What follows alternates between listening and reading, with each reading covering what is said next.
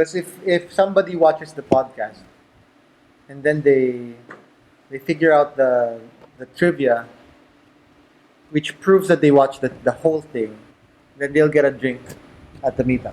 Like,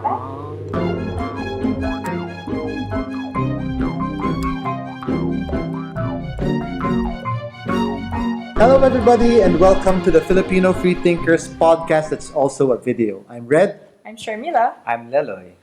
And today we're talking about what happened in Orlando, the LGBT shootings that happened at the Pulse Club. Yeah, and it's an unfortunate timing too. Maybe fortunate because it brought up the issue that this month we are celebrating, the LGBT community in the US and in other places in the world are celebrating Pride Month, right? And actually tomorrow there will be a Pride March. So if you care about what happened in Orlando, you can show solidarity there. You can march with us if you're just generally for the LGBT cause. But today, what we're talking about is what happened in Orlando. We will start, as usual, with the reaction so far to what happened. In case you haven't read about it, by the way, here's a link you can read. You can also check in the description. So, how have reactions gone in your wall? So we've had people who were quick to label it a radical Islamist attack. Unfortunately, some sites, or at least even some famous personalities like the Indian Prime Minister, Narendra Modi, right, deleted the fact that it was targeted at LGBTs.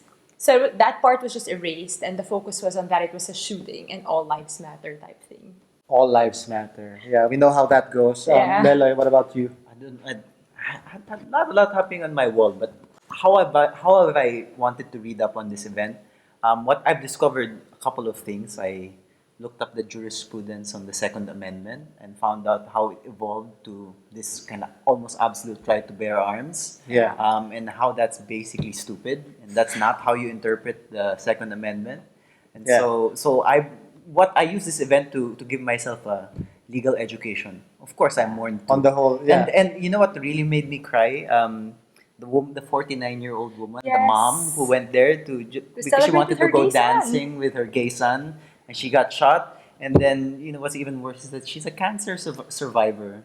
So I actually wept when I heard That about was that very that, sad. that case. Yeah, particularly sad story, but I'm sure every single story Of there course, has, if you look yeah. far enough into their background, Yeah. has something particularly significant. Yeah. So 49 years old, 49 people died in this shooting by Omar Mateen. Mateen. So what do we know about him so far?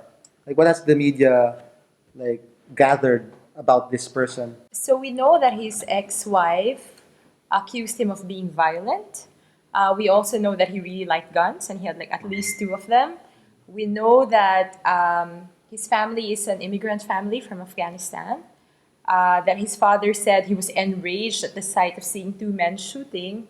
Kissing, not shooting, yes. Yeah. But at the same he should time, be. he was also Not kissing. Sorry, shooting. Yeah. he was also always seen at the Pulse nightclub. Yeah. Yeah. And he had an account in some gay hookup application. Not the grinder, Not but Grindr, something Jacked. like grinder. Jacked, yeah. Jacked. I don't know. So that's what is very jacked? strange.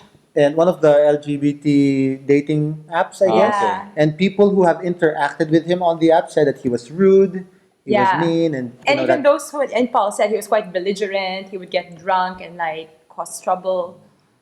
yeah. So that's what we that know. is his background. Yeah. But a lot of the media is focusing on his particular religion, Yeah. which is Islam. So some reactions have said, of course, people are blaming this on the conservatism of religion. A lot of people are disassociating themselves, rightly, like that's not our Islam, that's not Islam at all. Yeah. I think what we're going to discuss mostly is that, like the role of Islam, the role of religion in general, in this kind of LGBT bigotry and violence. So before we jump into that, could this kind of event happen in the Philippines?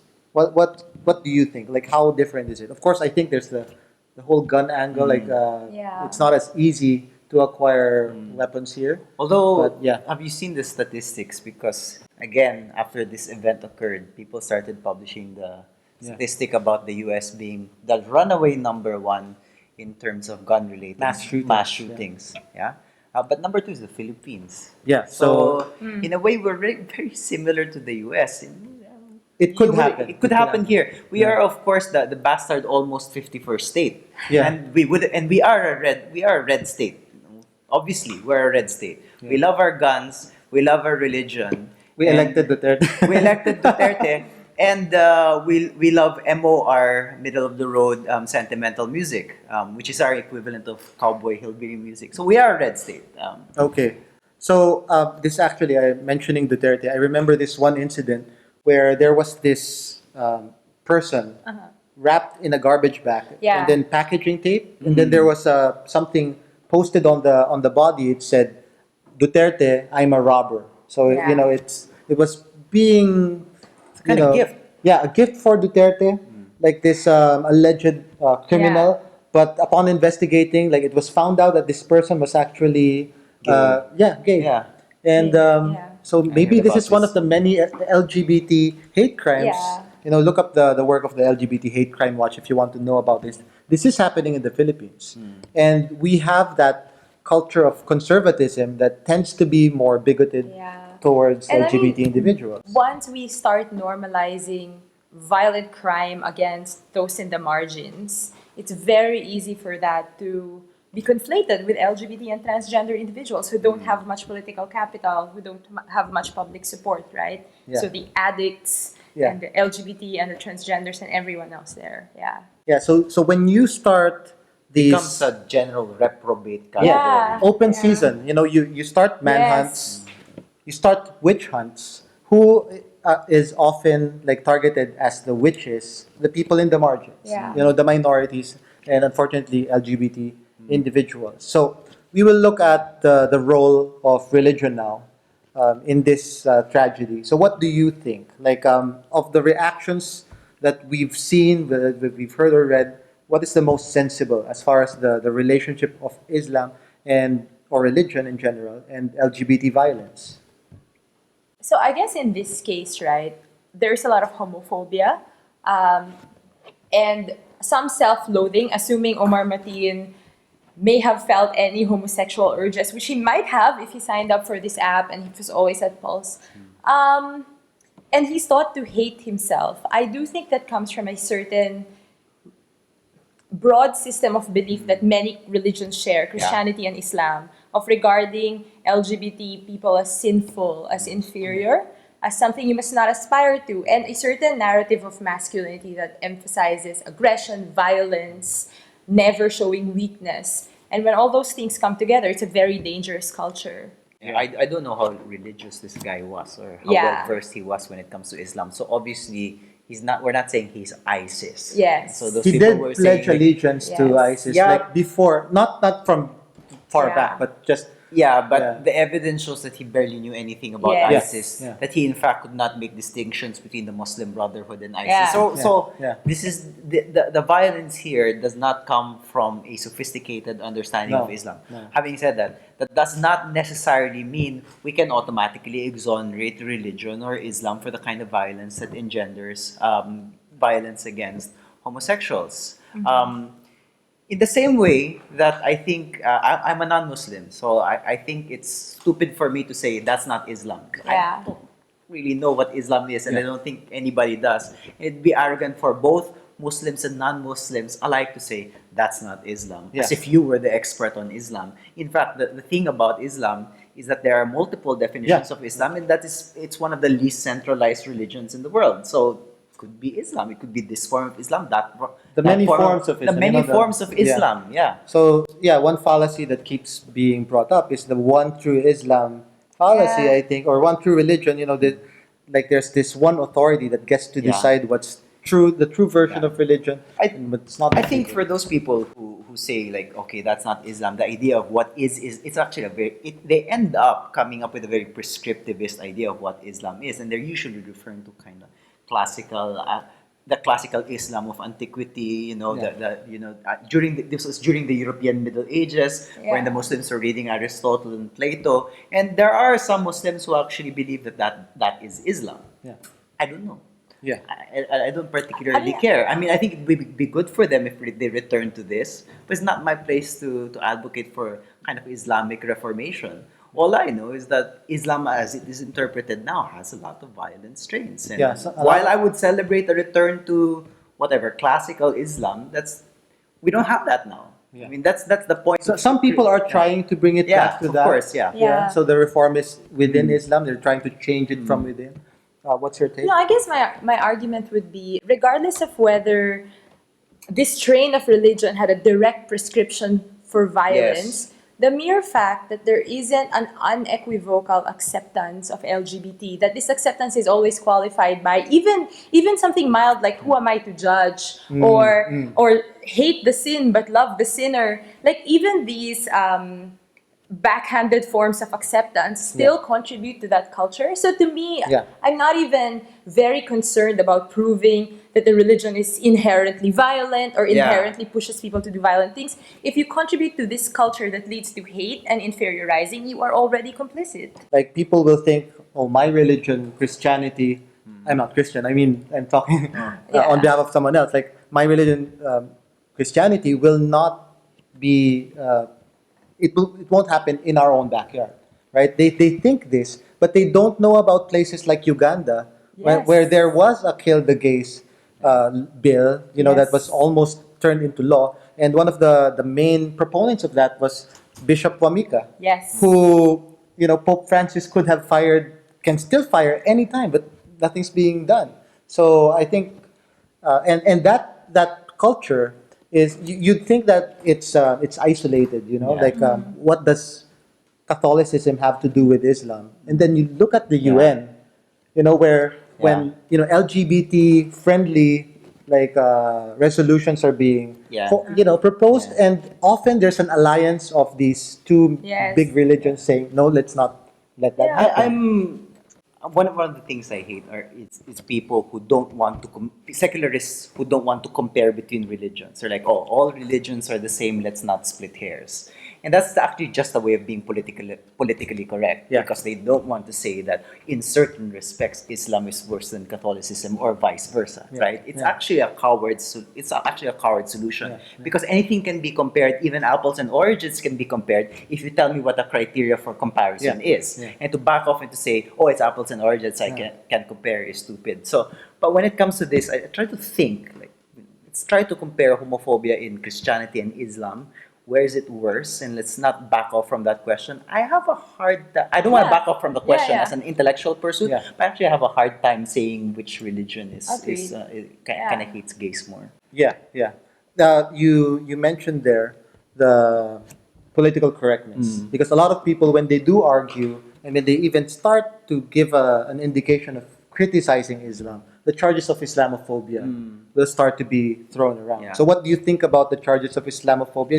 Is it an actual phenomenon? Like, So the difficulty is, like, I do think sometimes it is warranted to say Islamophobia when it's people like Donald Trump making the critique, right? Pretty low bar there. Ban all I think Muslims. racism might be a better term than Potentially. Islamophobia, actually. Potentially, although like you have Donald Trump going, I will ban all Muslims, That's I'll kick them out of true. my country. Like when you have the Duck Dynasty type people, then perhaps it's fair. But I also don't think it should be a silencing tool. Like the pendulum shouldn't swing too much to the opposite side where we cannot say anything and we have to gag ourselves, right? yeah. So those are the two sides of the extreme Yeah. arguments that I think tend to get it wrong. Yeah.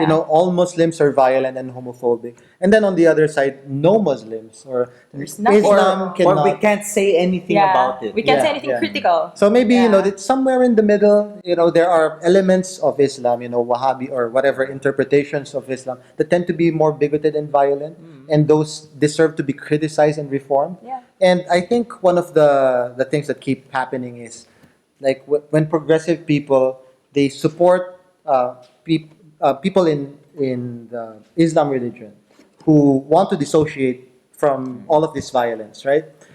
So they keep arguing that it has nothing to do at all with Islam. But they betray, in that same breath, all of the people who are trying to reform it and criticize it from within. Yeah. Because there are Muslims too who are still within that religion who try to criticize it strongly and rightly, but their voices are squelched because people are used to throwing around Islamophobia as a counter argument, as an argument stopper. Yeah, so what should be done? How can we, even start to address this with all the sensitive, issues and Well, it's The problem is not with the Philippines. Actually, the political correctness movement is a phenomenon that's more pronounced in, say, U.S. and British We don't have campuses, it. where Duterte gets away with that. yeah, Yeah, in fact, I think what we need is a bit need it, more yes. political correctness here. Yeah. But if you look at it as a kind of Western phenomenon, it has something to do with the way educational systems have been set up in the West now, and the rise of discourse politics, and the rise of identity politics, and the way that's been super mainstreamed in these particular campuses, such that if you're not Muslim, you can't speak about Islam, right? It's Yeah. it's that- phenomenology above everything else. Yeah, So, the kind of standpoint, Yeah. you can't criticize it if you're Yeah. not that. yeah, and I think people, I think in that context, people don't want to judge anymore. Yeah. Yeah. People have withdrawn from judgment, and I think that's very critical in any kind of democracy, because judgment is about making stances and it's about having your opinion voiced. Yeah. And of course, if you're if you're only allowed to speak from your position, then that makes critique impossible, because critique is precisely an external perspective. Yeah. So we talked about people speaking from the outside, not being of that tradition, of that religion. Let's talk now about the responsibility of people who are still in religion, who are still Catholics, who are still Muslim, who still are, belong to a church that teaches these homophobic teachings, right? So I read this article that said it's one thing to dissociate, to say I'm not one of those violent homophobic people, right? But it's another, and I think what this writer was saying that was you should go beyond that and criticize the teachings in your religion strongly that are homophobic. Yeah. So speaking about Catholicism, Catholicism, I think everywhere in the world where marriage equality or civil unions, same-sex civil unions are being legalized, Yeah. like the Catholic Church will be the strongest voice to say, like among other things, that this is ideological colonization. Yes. That this is like an attack on the plan of God for man. The worst thing that could ever happen, essentially. These are statements that the smiling Pope, the friendly Pope Francis himself has said. Yes. Against LGBT individuals. And although he's not exactly saying kill all the gays, although he's not exactly saying be violent towards them, do you think it Yeah. contributes to the culture of Just think, violence? think about Yeah. this. If you're raising kids, sending them to religious schools, and telling them that homosexual people are inherently disordered. Yes. And sinful. If you act on it, yeah. Yeah.